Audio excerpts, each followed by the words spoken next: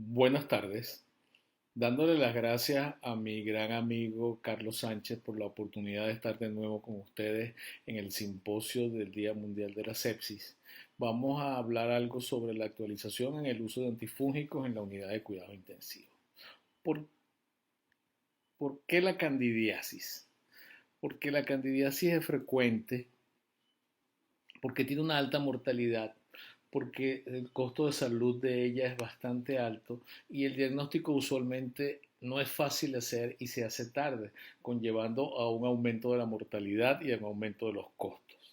Definitivamente es un problema importante que debemos atacar adecuadamente. A lo largo de los años, la incidencia ha aumentado, lo contrario de lo que ha pasado con las infecciones bacterianas. No sigue siendo fácil de diagnosticar y en los casos de sepsis severa o shock séptico el tratamiento empírico no es lo mejor, ya que uno pierde tiempo y aumenta la mortalidad. En estos casos el juicio clínico es determinante en la decisión en la cual el paciente debe ser tratado empíricamente. Aquí tenemos una torta donde vemos distribuidas las causas más frecuentes de candidemia o de fungemia en la unidad de cuidados intensivos, donde la mitad, más o menos 48%, corresponde a cándida, un 31% a aspergillus y un 21% se reparte entre las otras especies de hongos y levaduras. En la actualidad, la candidiasis en la unidad de cuidados intensivos va dada por un 50% de Candida albicans y un 50% de no albicans, con la aparición de cepas multiresistentes recientes como la Candida auris, la Candida dublinensis y bueno, las conocidas nosotros, Glabrata, Guillermón de Cruzey, Lusitania, Parapsilosis y Tropicalis, que tienen entre nosotros algo muy característico, una sensibilidad particular y específica contra el tratamiento. Aquí tenemos la incidencia de las micosis invasivas y fíjense ustedes que es importante, 400.000 o más casos al año al nivel mundial de candidiasis con una mortalidad alrededor de 46 a 75%. ¿Ok? Tenemos otras micosis profundas en la unidad de cuidados intensivos, aparte de la cándida, que es el aspergillus, que también es frecuente en sobre todo muestras de origen respiratorio. Y con la epidemia y pandemia de COVID, pues la dosificación de esteroides hizo que se aumentara dramáticamente el número de casos de aspergillosis. También se aíslan otros mucorales, Fusarium, el Cediosporum, que si bien son menos frecuentes, son mucho más agresivos. Y con el mucor pasó lo mismo que con la Aspergillus. Gran cantidad de casos de mucor que se diagnosticaron por la utilización necesaria de esteroides en los pacientes con COVID complicados desde el punto de vista respiratorio. La aspergilosis, ¿verdad? Presenta en el 50% de los pacientes que se aíslan en la UCI una colonización. Sin embargo, puede ser importante a la hora de complicar los pacientes, sobre todo aquellos pacientes que tienen una enfermedad pulmonar obstructiva crónica y necesitan tratamiento con esteroides a largo plazo. ¿Okay? Sin embargo, el hongo respiratorio presente hace difícil el diagnóstico diferencial y puede tener definitivamente una aspergilosis invasiva, que es una patología altamente mortal en la unidad. Por lo tanto, debemos saber qué pacientes pueden tener aspergilosis invasiva. Aquí vemos este gráfico donde relacionamos la respuesta inmune con la enfermedad causada por Aspergillus. A menor respuesta inmune a la izquierda, mayor aspergilosis invasiva. Pacientes neutropénicos, pacientes con trasplante de órganos sólidos, pacientes con SIDA avanzado, pacientes con COVID, pues, tratamiento también, los que se disminuyó la inmunidad con los esteroides. A medida que mejora la unidad, se convierte en aspergilosis crónica necrotizante, los aspergilomas y las reacciones alérgicas, ¿verdad? Y la sinusitis, que son las más frecuentes en los pacientes que son inmunocompetentes. En este estudio se aprecia que la mortalidad por cándida definitivamente es una mortalidad más aumentada que la mortalidad por infecciones bacterianas, un 40% sobre 25% las infecciones del tracto respiratorio. Por eso es un proceso que hay que atacar rápidamente y adecuadamente. En los hospitales americanos, aquí vemos qué ha pasado con las infecciones por hongos o cándida y las infecciones con bacterias, ya sean gram positivas o negativas, a lo largo de los años. Entonces vemos que a lo largo de los años, sobre todo de la década de los 90 en adelante, las infecciones a bacterias gram negativas han disminuido la frecuencia de sus bacteremias. Las infecciones a gram positivas han aumentado la frecuencia, por eso tenemos en las unidades de cuidados intensivos cada vez más pacientes con sepsis y bacteremia de estafilococo resistente a meticilina e incluso estafilococos no o coagulasa negativos. Sin embargo, se ha mantenido una tendencia con menos elevación. La rata de ascenso es mucho más inclinada en los pacientes con enfermedad por cándida, como vemos aquí abajo, que es el trazo de color amarillo. En cambio, en la epidemiología de la cándida es a su vez cambiante. Vemos que del año 89 hasta el 99, en los últimos 10 años, una incidencia cada vez más baja de infecciones por cándida albicans, mientras se ha mantenido una estabilidad con discreto aumento de las cándidas no albicans, como vamos a ver más adelante. En esta torta vemos entonces la distribución donde el porcentaje de Candida albicans 43%, después le sigue la Candida glabrata, después la Candida parapsilosis, después la Candida tropicalis y después vienen pues Crusei, Lusitania y otros. Vemos que la incidencia de Candida auris aquí ni siquiera es evidente en este momento. Y aquí vemos que ha variado desde los años la relación del 2004 al 2008 y la relación después del 2009 al 2017. Hay una disminución del número de Candida albicans en los pacientes con una disminución de la parapsilosis, disminución de la Candida tropicalis, disminución de la gravata, un aumento de la Candida krusei. Y a partir del año 2016, la presencia de Candida auris en los cultivos.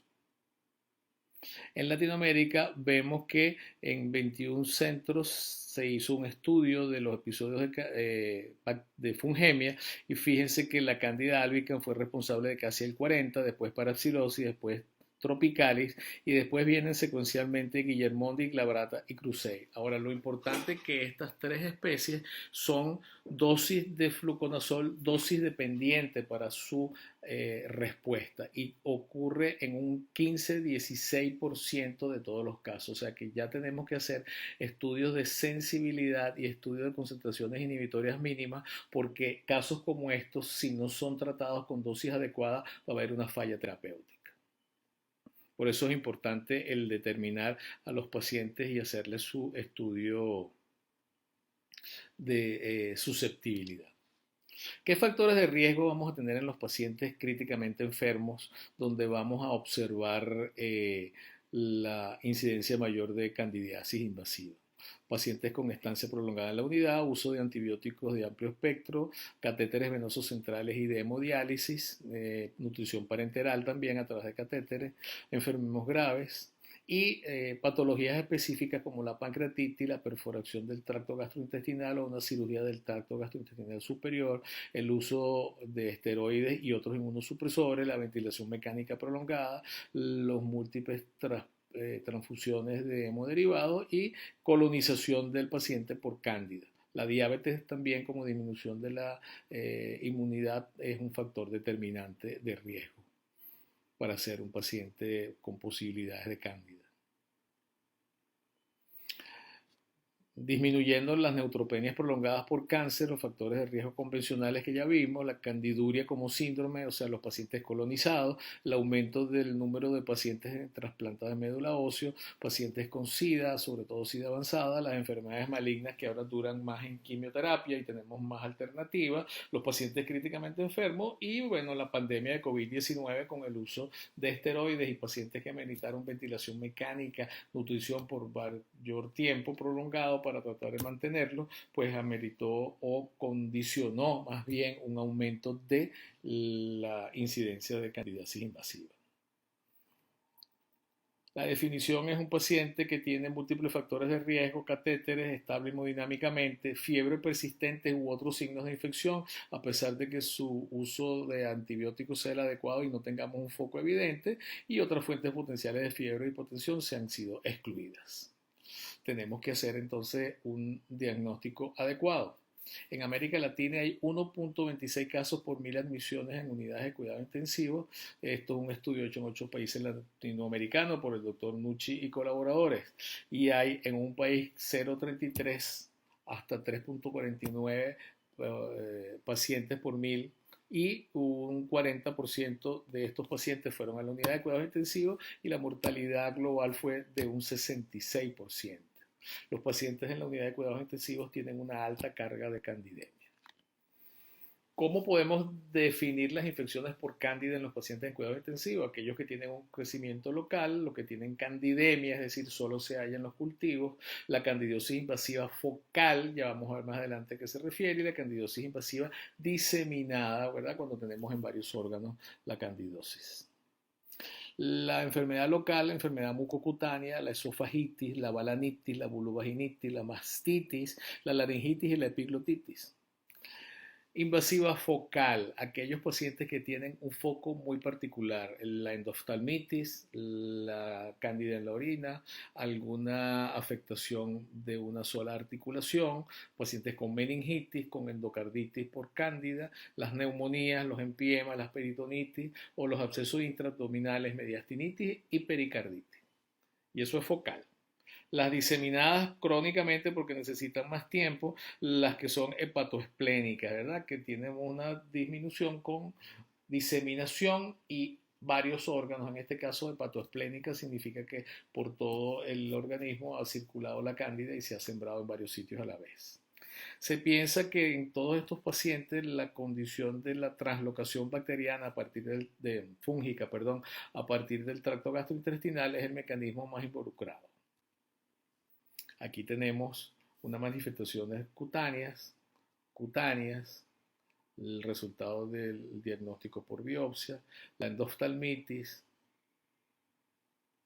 que son hallazgos que podemos tenerlos de manera precoz si examinamos a los pacientes y estamos pendientes de realizarle los estudios adecuados. La candidemia en la unidad de cuidados intensivos, que tenemos que tener una buena evaluación clínica, biopsia de piel cuando lo consideremos, la oftalmoscopía directa, que debe ser una evaluación que se hace de rutina, el ecocardiograma y las imágenes abdominales, la tomografía, que es mucho más precisa y detecta colecciones y detecta focalizaciones, sobre todo las hepatoesplénicas, con mucha mejor acuciosidad que el eco. La translocación a través de la mucosa es el mecanismo más común, seguido de los dispositivos intravenosos, catéteres centrales, catéteres de hemodiálisis y la diseminación desde focos locales como las nefritis intersticiales. Las cándidas, vemos que la albicans viene condicionada dentro del espectro de infecciones mucocutáneas profundas y diseminación hematógena, la parapsilosis a los dispositivos implantables y las soluciones contaminadas, y en neonatos es muy frecuente, la cándida tropicales en los inmunodeprimidos y asociada a miositis, la glabrata, candidemia y pielonefritis, infección urinaria, y la cruzai, candidemia y enteritis en inmunosuprimidos y recién nacidos. Un punto aparte, para la Candida auris se detecta la primera alarma en el 2016. Retrospectivamente se conocen brotes desde 1996 en Corea del Sur y en Japón en el 2009. Los factores de riesgo para estos pacientes tener Candida auris: largas hospitalizaciones en institutos prestadores de salud, soporte ventilatorio crónico, nutrición parenteral prolongada.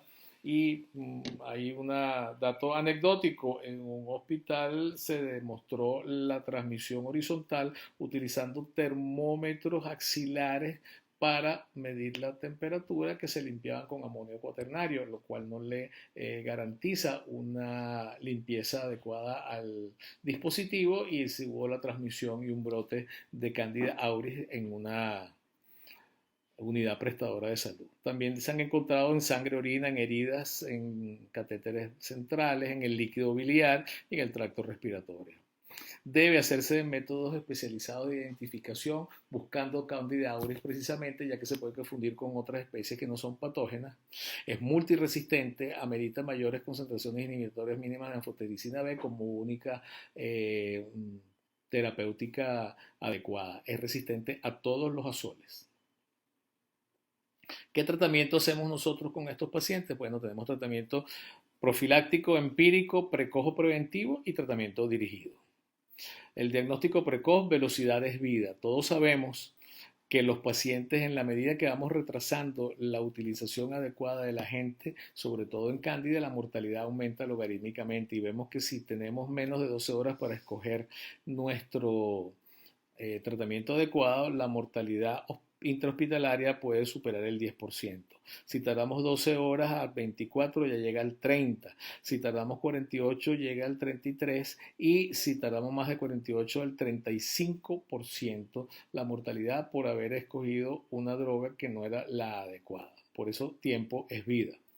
Y el diagnóstico adecuado de la candidiasis es un reto para el intensivista porque lamentablemente este se hace tarde. Tenemos que apoyarnos entonces en métodos de diagnóstico con una respuesta temprana adecuada, una buena sensibilidad, que sea discriminativo, que sea cuantificable, que no sea invasivo y que sea barato. Además que sea independiente del operador para evitar el sesgo.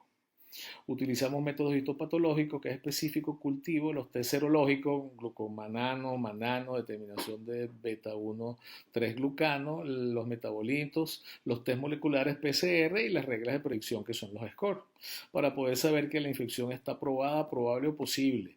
La probada cuando tenemos un diagnóstico microscópico, una biopsia y un cultivo. Un diagnóstico probable cuando tenemos factores del hospedero, características clínicas y tenemos un diagnóstico micológico, que es decir, el cultivo, y el diagnóstico posible cuando tenemos posibilidades clínicas, tenemos antecedentes y características clínicas y los cultivos nos resultan negativos de todas maneras.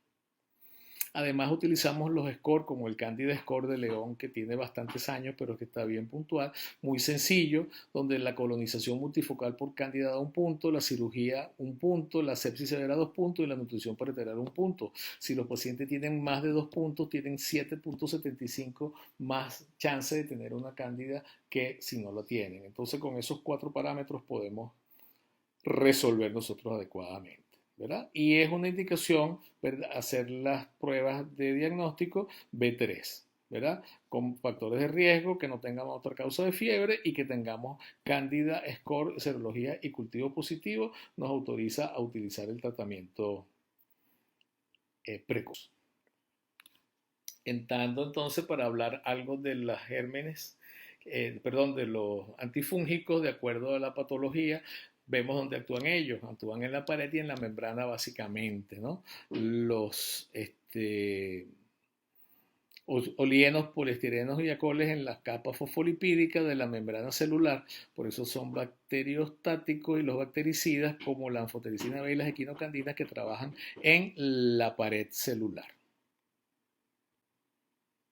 Los antifúngicos han evolucionado en el tiempo desde 1950 hasta el 2000, ¿verdad? Aquí vemos la secuencia y vemos que los pacientes han sido beneficiados de la aparición de la anfotericina B en 1950, los azoles que tuvieron una alta prevalencia hasta el año 2000 y del 2000 en adelante tenemos entonces las equinocandinas que revolucionaron el tratamiento.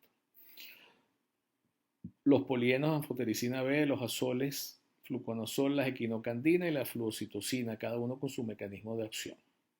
Opciones terapéuticas tenemos una larga lista, todas las conocemos. Y quizás lo que es importante es saber cuándo tenemos que testear y cuándo podemos empezar. Cuando las situaciones que conocemos la susceptibilidad al antifúngico, ¿verdad? A veces tenemos que hacer test. Aquí en la Candida glabrata, cuando tenemos mucosas infectadas por Cándida donde no responden a la terapia convencional, aquella enfermedad invasiva que no responde al régimen antifúngico usual, falla clínica, resistencia cruzada probablemente está invasiva ahí, y la enfermedad invasiva con unas especies que no sean usuales, ¿verdad?, de originar bacteremia, para ver la sensibilidad.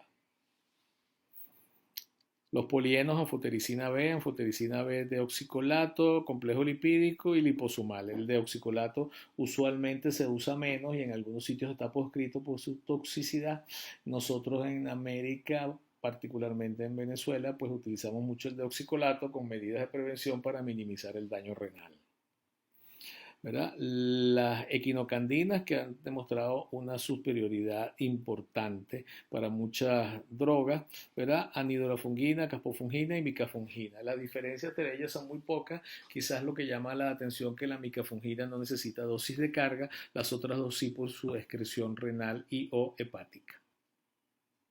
Y los azoles de fluconazol, ¿verdad? Con una eficacia clínica y un perfil de seguridad bastante adecuado, y los nuevos azoles que mejoran la posibilidad de una respuesta, sobre todo en los casos de aspergilosis, donde los pacientes pueden tener una respuesta pobre a los otros azoles. El voriconazol es una droga bastante efectiva. Las dosis de anidorafungina, 200 miligramos de carga y después 100 miligramos, la dosis de capofungina 70 miligramos de carga y después 50 miligramos diaria, y la micafungina, como quedamos, 100 miligramos sin necesidad de utilizar dosis de carga. ¿Ok?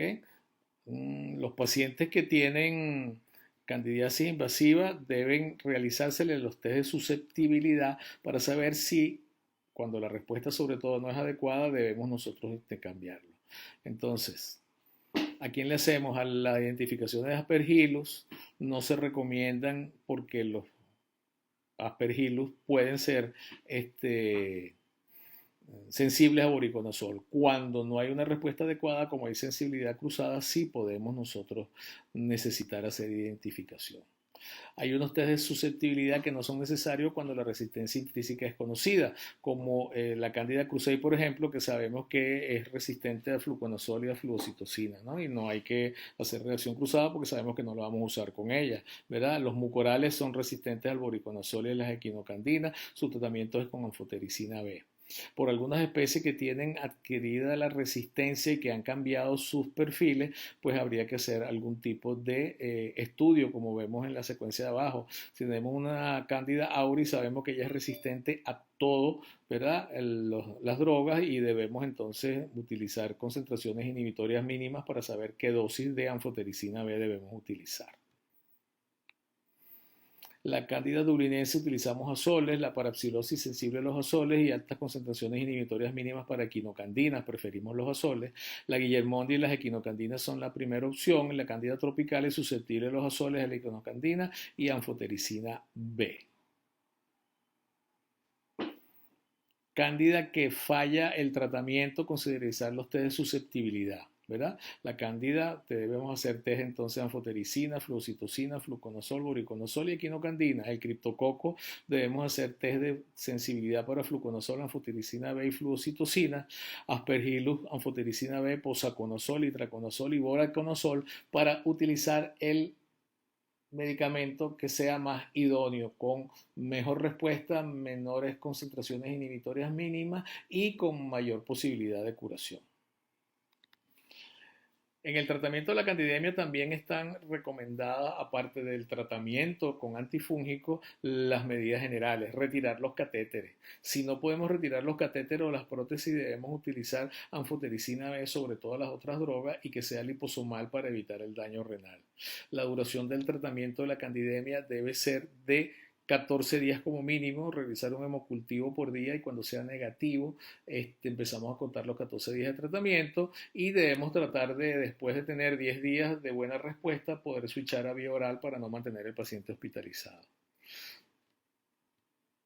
La profilaxis, para terminar, ¿verdad? Los pacientes en los cuales la profilaxis para candidiasis es altamente deseable, los recién nacidos pretérminos, los pacientes con trasplantes de células madre, los trasplantes de médula ósea, los pacientes quirúrgicos, las grandes quemados, los pacientes en trasplantes de órganos sólidos y pacientes que tienen neutropenia iatrogénica por quimioterapia. Sin embargo, la profilaxis indiscriminada genera resistencia a los azoles, por lo cual tenemos que tener mucho cuidado. Esperemos que con esto hayamos satisfecho algunas inquietudes y estimulemos para revisar un tema bastante apasionante. Muchísimas gracias.